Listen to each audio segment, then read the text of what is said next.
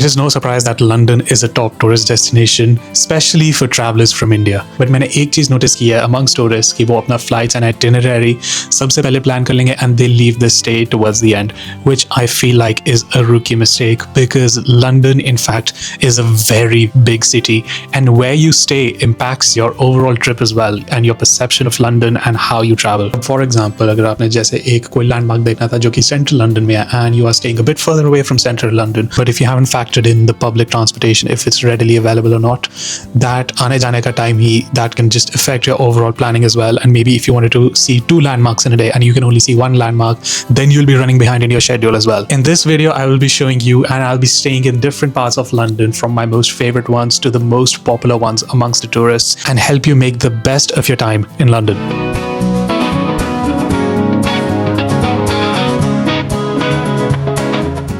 For the first part of this video, I am in West/Southwest London. Mostly the West and Southwest London is all bundled into one, sometimes just known as West London. So let me give you a room tour of my West London room. And often, not only just in London, but in the UK as well, rooms aren't that big. And when I was looking at the hotels, I wanted to find the cheapest but also the best rated hotels, so I had to do quite a bit of digging. So this is my West London hotel room. I am staying in Earl's Court, which is in the Kensington area. So Kensington area is again one of the top or one of the poshest areas because obviously you've got Kensington Palace, which is a royal palace. It's quite a unique entrance. So we've got a wardrobe as soon as we enter the room. So it is an unusual layout. You don't often see this in many hotels, but you've got your bed here next to one wall. You've got a backboard, we don't have any side table. Tripping hazard probably, that's why. And then we've got a chair and a very, very small TV, I would say. But one thing I really like about this hotel is that they provided a bottled water, which is great because you can't trust London tap water that much. And the standard tea and coffee making. And this room is on the 4th floor. It's not bad at all. Got a view of the back of a lot of West London houses, Southwest London in fact. Yeah, but not bad at all.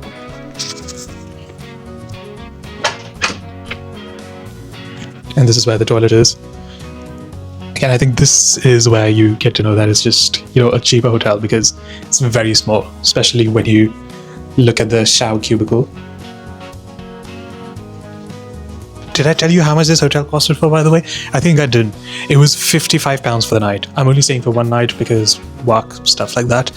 But £55 for this size of hotel room in Southwest London, which is close to the Earl's Court tube station, which has the District and the Piccadilly line as well. So you're really connected to central London. It is amazing. I would recommend because like I said, I was looking for cheaper hotels. There would obviously be much better hotels in this area as well. But the Earl's Court or South Kensington, West Kensington, these areas are amazing in terms of public transportation and in general. Most likely this area mein काफी तरह के hotels हैं that fit all types of budgets. And it is quite weird to see because it is known as one of the posh. It is, when you come to this area, आपको पता लगेगा ये काफी posh area है. But again, it caters to different types of budgets. You can get even better hotels if you up the price per night.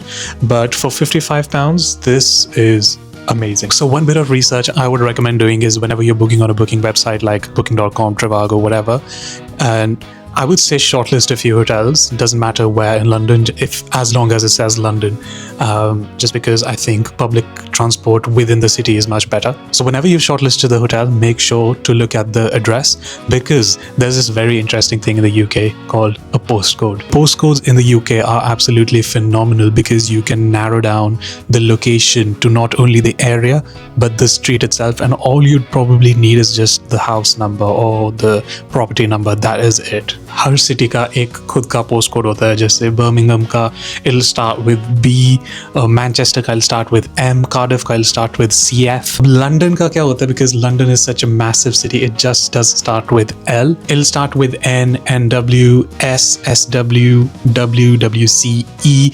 So what does this actually stand for? So N will stand for north, NW will stand for northwest, SW will be southwest, then southeast is SE.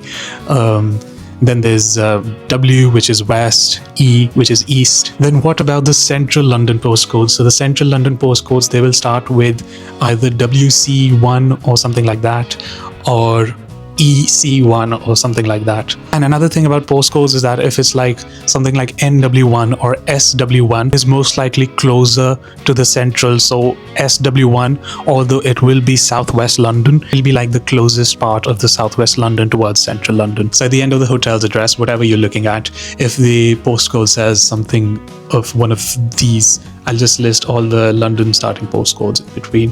The public transport will be more accessible because you'll be able to access all the transport for London stuff like the tube, like the metro, the buses, or even the overground trains sometimes. So that'll depend, but we'll come to that later. Let me show you what West London and Southwest London looks like as well. Now there are plenty of food options in the Earls Court area, but the hotel's own restaurant caught my attention because a massive portion of a chicken club sandwich with fries and a drink costed £14, which was amazing value for a hotel restaurant.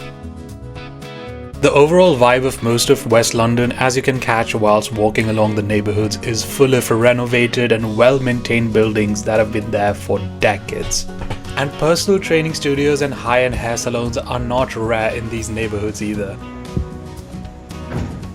So apart from its close proximity to central London, West London has its own tourist attractions that are worth visiting, such as some of the famous places like I mentioned, Kensington. Kensington has its own Kensington Palace, which is a royal residence. There's the Natural History Museum. Then there is the famous Notting Hill, from the movie Notting Hill. The overall vibe of areas like Kensington is a unique one because you get that equal blend of touristy things and normal city life. It's one of those places where London feels expensive and grand but also strangely everyday. You've got museums, the parks, the architecture, but also everyday shops and people just getting through the day. One main reason I really like West London is mainly because it is a bit slower than central London. Now I'm not saying it is slow in any ways, it is still busy because there's obviously so much stuff to do. I would still say the overall vibe of so many places in West or Southwest London is a tiny bit laid back as well.